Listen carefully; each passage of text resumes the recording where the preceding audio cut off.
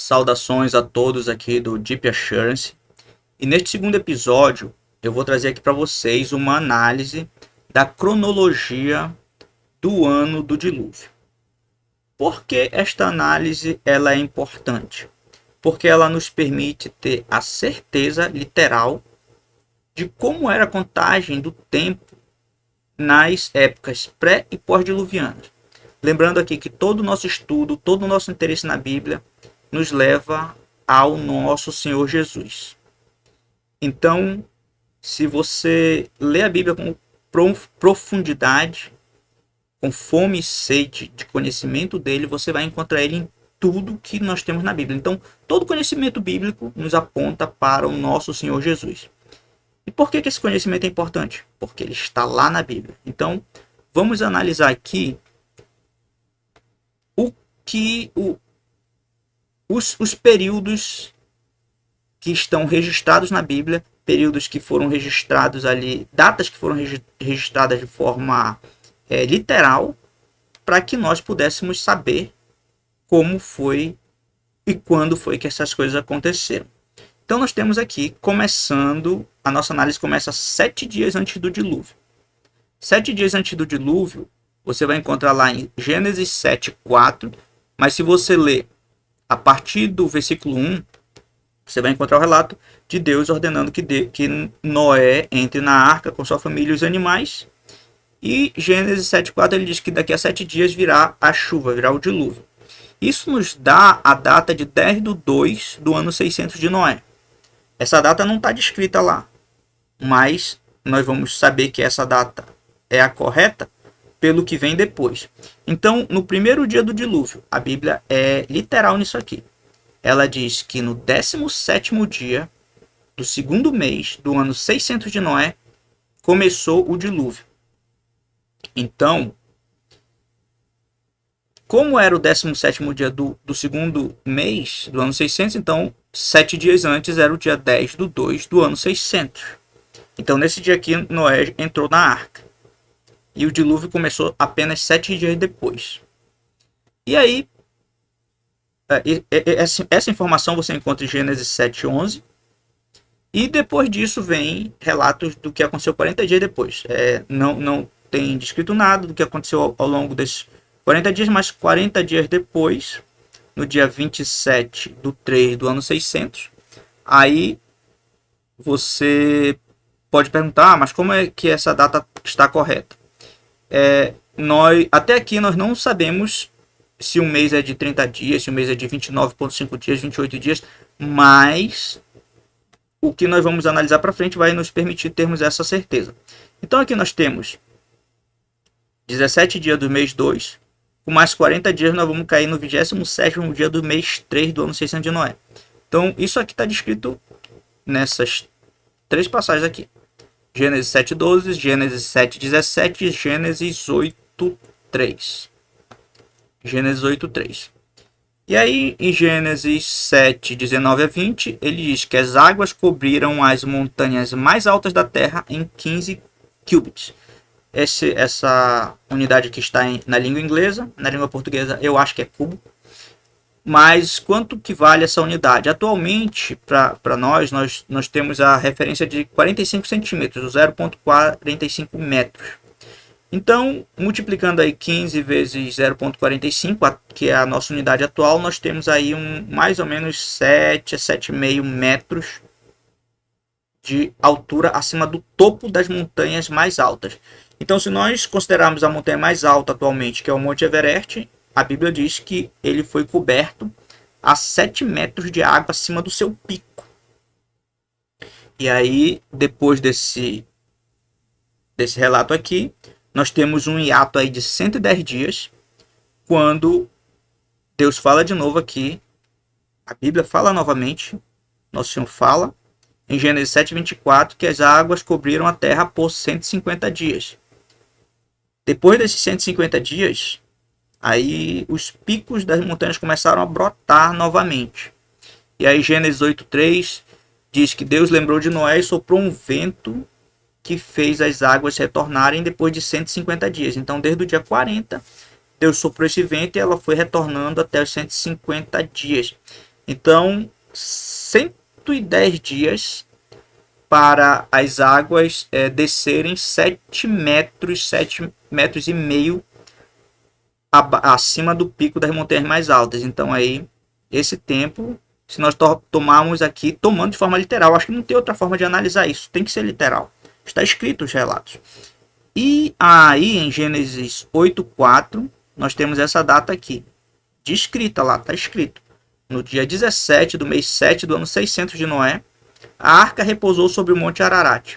E foi justamente nesse final aí desse intervalo de 150 dias, desde o início do dilúvio até o momento que a arca encalha ali no topo do monte Ararat. E aí, se nós tomarmos os 13 dias que faltavam do primeiro mês, começou no dia 17, com mais 30, e nós temos o mês 3, 4, 5 e 6 completo, e mais 17 dias do mês 7, nós vamos ter aqui 150 dias, quando a arca repousou sobre o monte Ararat. E aí, a única contagem de tempo, de duração de meses que nos leva a este valor é um mês sendo considerado de 30 dias, para nós termos os 150 dias que a Bíblia relata. E nós temos aí um hiato temporal de quase 3 meses depois que a arca repousa sobre o monte Ararat. Os picos das montanhas não eram visíveis porque ela encalhou, mas das brechas e janelas que eventualmente teriam ali na arca, que davam para ver, olhar para fora, não dava para ver os picos das montanhas. Somente 3 meses, quase 3 meses depois, aí em Gênesis 8:5, ele fala literalmente que no dia 1º do mês 10 do ano 600 de Noé, os topos das montanhas eram visíveis. E aí como é que dá o dia 224? 13 dias do primeiro mês, 30 dias vezes 7 meses do mês 3, 4, 5, 6, 7, 8 e 9, e mais o primeiro dia do mês 10, nós chegamos ao dia 224. Os topos da montanha eram visíveis. Primeiro dia do mês bíblico é uma lua nova. Então, o mês bíblico antigo, da antiguidade até hoje, o mês bíblico, ele começa no dia da lua nova. Então, esse dia 1º é o dia de uma lua nova. Não está escrito lá, mas eu coloquei aqui porque é uma referência padrão da contagem do mês bíblico. E nós temos novamente um hiato temporal aí de 1 mês e 10 dias. Na verdade, 1 mês e 10 dias. Que ele fala aqui que 40 dias depois desse evento, aí já em Gênesis 8, 6 a 8, ele vai falar que 40 dias depois deste evento aqui, que os topos das montanhas se tornaram visíveis, Noé ele sonda a terra pela primeira vez, com um abutre e uma pomba. E aí, a pomba retorna, não diz que o abutre retornou, mas 7 dias depois, que vai nos dar o dia 18 do 11 do mês 600, Noé sonda a terra novamente, e a pomba traz um ramo de oliveira aí no seu bico.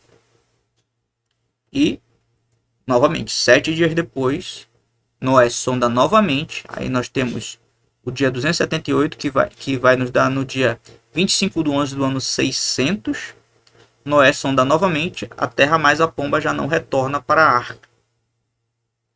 E aí nós temos um hiato de 36 dias, quando a Bíblia dá uma nova data, que ela relata em Gênesis 8:13 que no dia 1º do primeiro mês do ano 601 de Noé, Noé remove a cobertura da arca. Aí novamente aqui é uma lua nova, porque eu já expliquei para vocês. Então a Bíblia é clara aqui nessa data também. Ela é literal, está escrito lá essa data, não é preciso fazer contagem, nenhuma interpretação.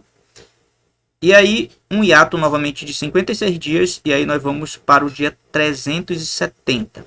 Gênesis 8, de 14 a 17.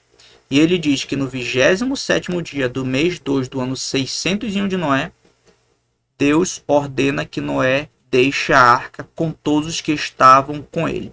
Então aqui, 370 dias depois do início do dilúvio.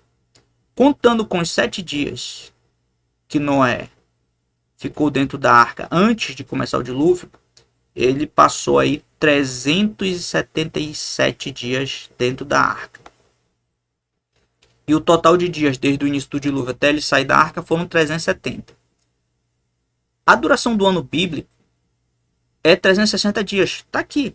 Nós temos um período aí, desde a entrada até a saída, várias datas, não todas, mas várias aqui relatadas literalmente nos capítulos 8 e 7 do livro de Gênesis. Isso nos dá um total de 1 ano e 17 dias. Aí você pode questionar quantos dias tem tinha um ano naquela época. 360 dias. 5 dias a menos do que nós temos hoje. Eu não sei dizer se nessa época já tinha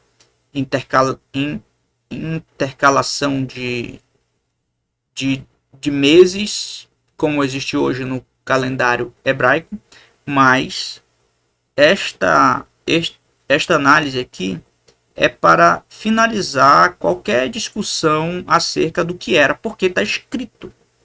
A Bíblia é clara, é literal neste ponto.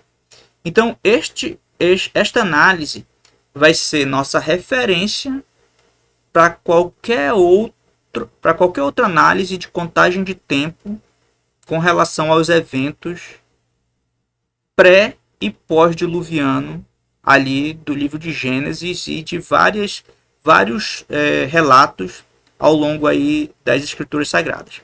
Então, senhores, eu deixo vocês aqui com esta análise no dia de hoje. Fiquem com Deus. A paz do nosso Senhor Jesus esteja com todos e até a próxima.